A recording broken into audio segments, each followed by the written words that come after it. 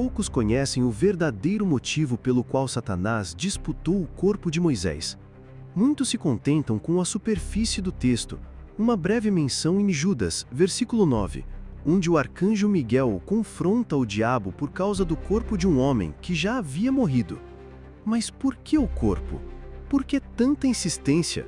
O que havia ali que interessava ao adversário das almas? A resposta talvez não esteja apenas em Judas, mas no que foi escrito muito antes, no capítulo 28 de Ezequiel. Lá, o profeta revela o destino do querubim ungido que caiu, aquele que foi expulso por se exaltar e desejar ser como Deus. Mas junto à queda veio uma maldição. Ele seria expulso do monte de Deus, lançado para longe da luz e retirado da presença do Altíssimo. Desde então, Satanás não pode mais habitar entre os vivos, não suporta a luz e vive nas regiões da sombra. E quando Moisés morre, carregando ainda sobre si o reflexo da glória divina, o diabo vê uma oportunidade. A Bíblia declara em Deuteronômio 34 que Moisés morreu, mas ninguém soube onde foi seu sepultamento. Um fato isolado? Não, um ato divinamente velado. Porque ali, naquele momento, um conflito invisível estava em curso. Miguel, o arcanjo de guerra, aparece para impedir uma profanação que ultrapassa a compreensão humana. Judas 1:9 não dá detalhes extensos, apenas diz que Miguel contendeu com o diabo e lhe disse: "O Senhor te repreenda." Mas por que tanta tensão? Moisés havia sido um homem de carne, sujeito a falhas. No entanto, havia algo no corpo dele que o tornava especial. A glória de Deus havia repousado sobre ele por anos. Seu rosto brilhou após estar na presença divina no Sinai. O corpo de Moisés era mais do que matéria. Era recipiente de uma glória que o mundo espiritual reconhecia. E o diabo sabia disso. Ele não queria simplesmente roubar um corpo. Ele queria se infiltrar novamente na criação, por dentro. Queria um receptáculo que carregava resquícios da presença de Deus. Mas o que torna isso ainda mais perturbador é o que Ezequiel revela sobre esse ser. O capítulo 28 não fala apenas da sua queda, mas do motivo pelo qual ele foi banido. Tu eras o querubim da guarda ungido. Perfeito eras nos teus caminhos desde o dia em que foste criado, até que se achou iniquidade em ti. E te lancei, profanado, fora do monte de Deus. O monte de Deus é o símbolo da presença plena, da luz absoluta. E a maldição lançada sobre o querubim caído foi clara. Ele não pode mais habitar entre os vivos, não pode mais andar na luz. Por isso, ele é chamado de Príncipe das Trevas. E aqui começa a revelação mais assustadora. O diabo não queria simplesmente causar confusão. Ele queria um corpo capaz de andar sob a luz. Ele queria habitar uma carne que já havia suportado a glória. Porque só assim ele poderia, por meio de um disfarce, tentar entrar novamente no meio dos homens sem ser consumido. Ele queria Moisés como uma armadura. Quer que eu continue com os próximos blocos? Deseja que aprofunde mais a teoria sobre possessão por disfarce de luz ou traga versículos adicionais para reforçar? Essa possibilidade nos leva a um entendimento sombrio, porém lógico. Satanás não apenas quer destruir o homem, ele quer assumir a forma do homem. Desde o Éden, sua estratégia tem sido infiltração, distorção e usurpação. Ele não cria, ele corrompe. E o corpo de Moisés, segundo essa linha espiritual, seria um meio ideal para tentar realizar aquilo que lhe foi proibido desde a queda: caminhar entre os vivos com aparência de glória. Paulo escreve em 2 Coríntios 11:14 que Satanás se transfigura em anjo de luz. Mas isso não é apenas metáfora, é um aviso. Ele tenta se parecer com aquilo que ele já foi. E nada mais simbólico do que possuir um corpo que carregava o reflexo da glória de Deus. Moisés não foi um homem comum. Ele subiu ao monte e falou com Deus face a face. Nem a morte conseguiu roubar isso.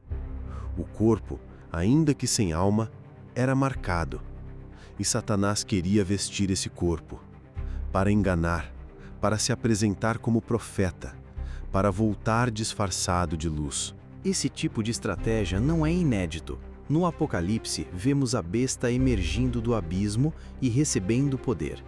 Em Daniel, reis terrenos são chamados de príncipes espirituais. O mundo invisível influencia o visível por meio de hospedeiros. Satanás sempre precisou de um canal para agir, fosse uma serpente no Éden, um império na Babilônia ou um corpo nos últimos dias. O corpo de Moisés, se habitado, seria o cavalo de Troia perfeito, venerado, respeitado, carregado de autoridade histórica e religiosa.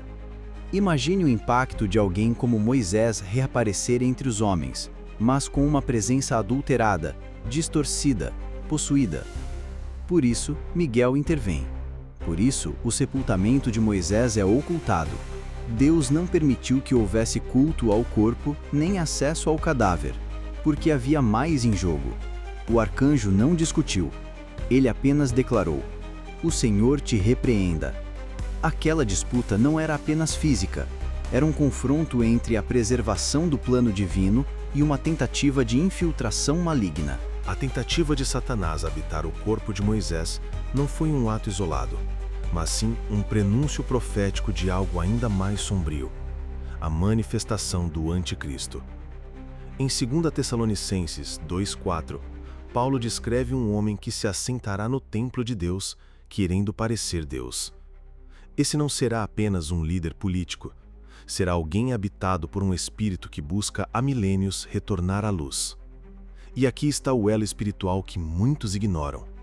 Assim como o diabo tentou usar o corpo de Moisés, alguém que já havia carregado a presença de Deus, ele tentará, nos últimos dias, habitar alguém que possa se passar por enviado divino.